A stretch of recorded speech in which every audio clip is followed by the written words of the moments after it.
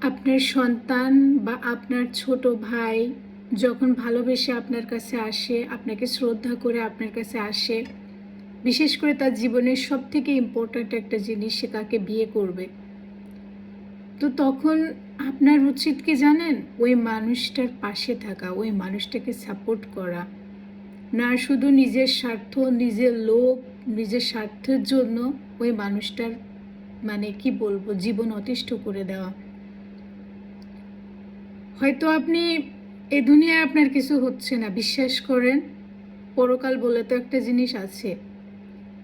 আপনি যে ধর্মেরই হন, পরকালের জন্য প্রস্তুত থাকেন। এই যে যে মানুষটাকে, দুইটা মানুষের লাইফ আপনি অতিষ্ঠ করছেন, এই যে যে মানুষগুলোকে আপনি কষ্ট দিয়েছেন বছরের পর বছর, এদের প্রত্যেকটা কান্না, প্রত্যেকটা কষ্ট, হায় আপনার লাগবে। এ জীবনে না হোক, পরকালে আপনার এই শাস্তি ভোগ করতে হবে। আল্লাহ আপনাকে মাফ করবে না কোনোদিনও।